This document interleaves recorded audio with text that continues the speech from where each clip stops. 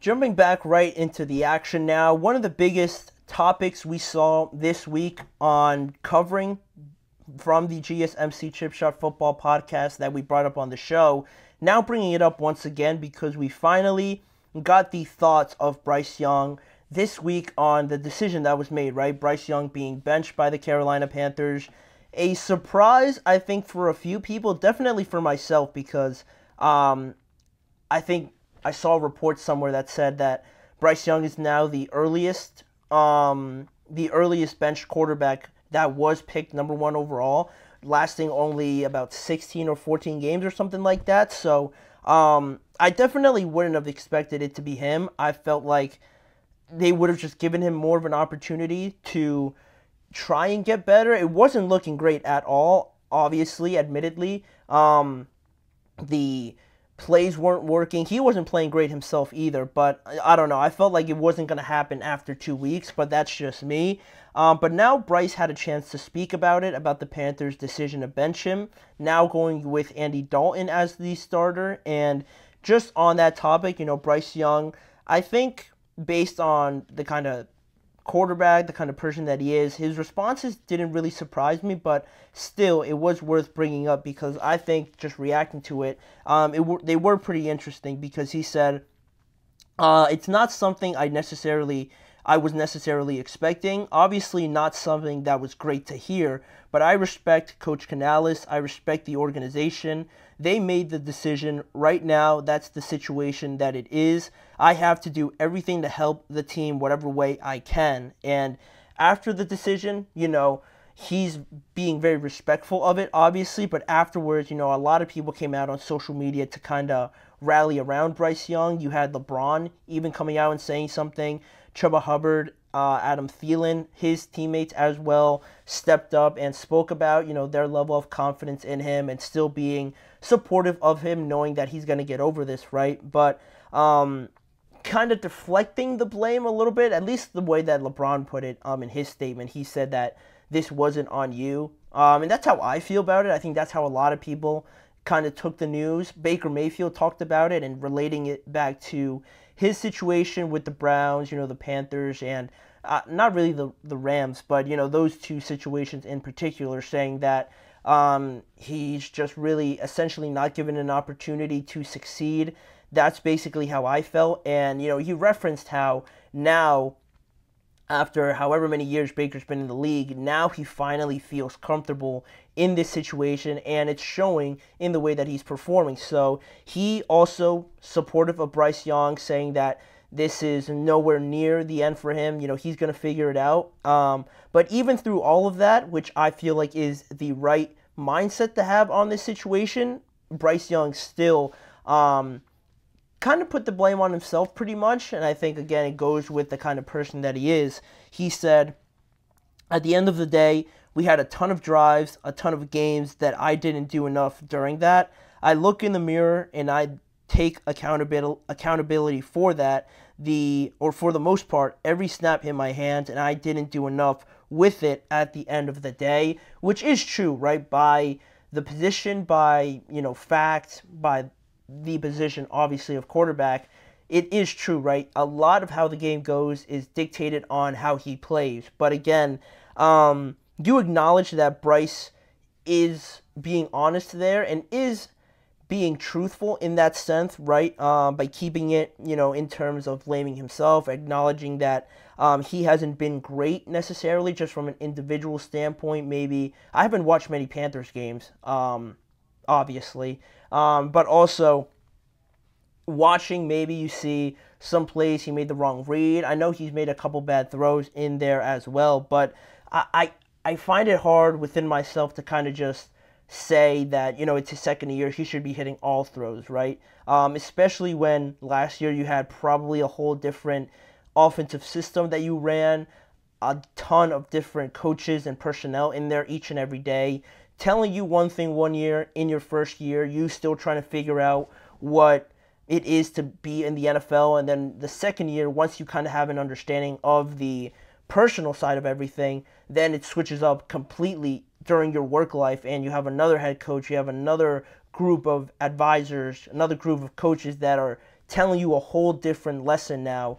And it's tough. It's tough. I can't really expect him to hit every throw or understand every concept or know what to audible out of, what kind of looks work versus this defense or this other defense. I can't expect him to know all of that just in his second year, just because it is his second year. It's not the same group of guys, helping him out. They might have brought a couple more people. That's a start with offensive linemen and Deontay Johnson and these guys, but like I said, it's only the start of it. It's not the finished picture whatsoever. This team was still going to struggle, but I don't think they really handled it adequately in this situation. It just feels like a panicked decision overall to me, because you acknowledge what Bryce is saying, but also I feel like they themselves, like I said, haven't really done everything possible to make it happen for him. For example, like the first two games, the Panthers ran the ball 38 times in that game.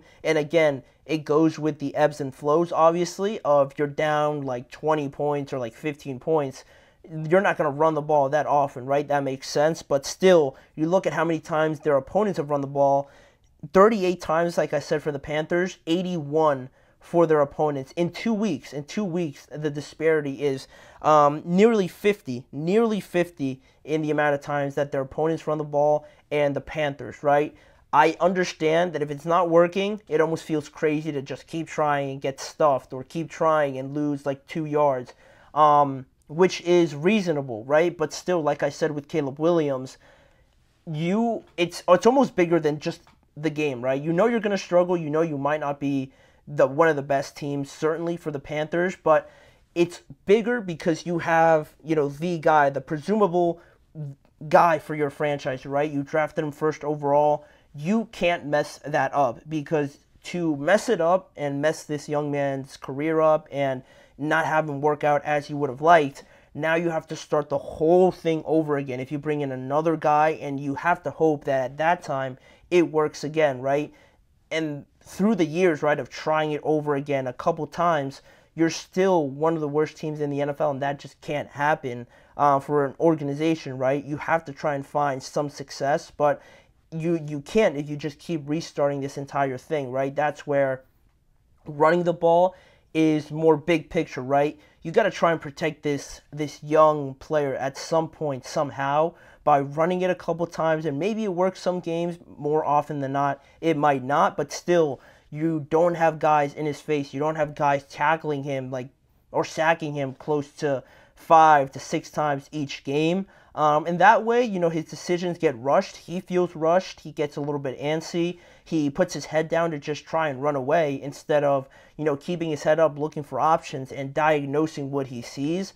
He's not learning at that point, right? He's just kind of reacting, and that's the last thing you want, right? You want to get better. You want to see this quarterback get better, and it's not working out like that. That's why it's more on the organization, right? Adam Thielen kind of shared those thoughts and said that it's on everyone, right? It's not just Bryce, knowing the fact that he hasn't played great either, but to me, it's just mostly on that. The pressure to kind of relieve it off of Bryce hasn't been done efficiently enough by the Panthers, right, if that makes sense, by running it or doing more in the offseason to find ways to help him out and be successful. And you can kind of look at it, I was also thinking about this before, of a way like benching him kind of just protects him from everything, right? If it's not going great and you kind of acknowledge the fact that you did a bad job, maybe benching him, you at least prevent him from getting worse, right? But it just doesn't look good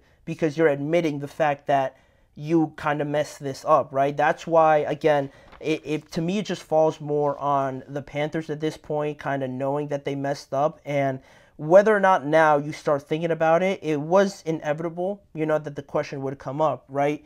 Can they go back to Bryce Young now at some point this year? Or can it go as far as saying that Bryce should just want to move on to some other team, right? Because he knows that maybe the Panthers just isn't the home for him long term. And to those two questions, I would think that I wouldn't like the Panthers to go back to Bryce, because I am already anticipating that the Panthers are still going to be bad maybe not like losing by 40 points bad, but still, this is a team building roster issue rather than just switching the guy at quarterback.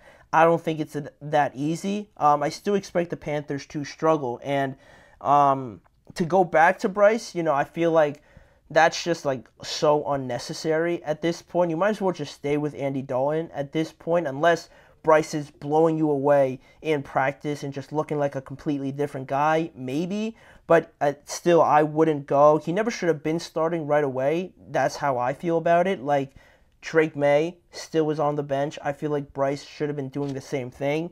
So I don't think they should go back to him. And whether or not he gets traded or he asks for a trade, that's where I think this opportunity now to kind of sit and watch can get him a good look at what he's dealing with, right? Maybe he's not seeing things on the field as clearly, so seeing it from the sidelines, from the iPads that they have on the field, right? He gets a good look of what the play should be, how it's supposed to be run, and how the receivers break in and out of their routes, how it's all supposed to look from an outside perspective, and now really get a chance to learn rather than just being thrown out there and kind of expected to take this thing and run with it, right? Now he'll get a better look at that, and if he decides that, this situation really isn't what I want it to be for my career, then I think he can make a better estimation of whether or not he wants to ask out already. I would be pretty shocked by that, but still, I'm not taking anything for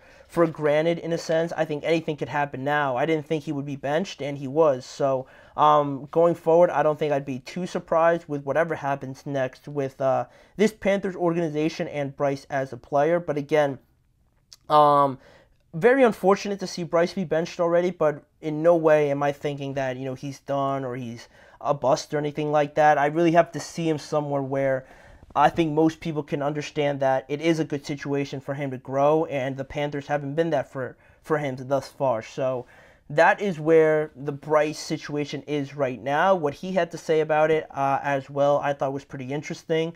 But now we can move forward, and yesterday's segment, I kind of went through half of the slate from week 3. Now we have part 2 coming up after this break, predicting some of the winners in the remainder of the games from Sunday, and we're going to go through it, give my picks, and why I believe these teams will win on Sunday. That is coming up.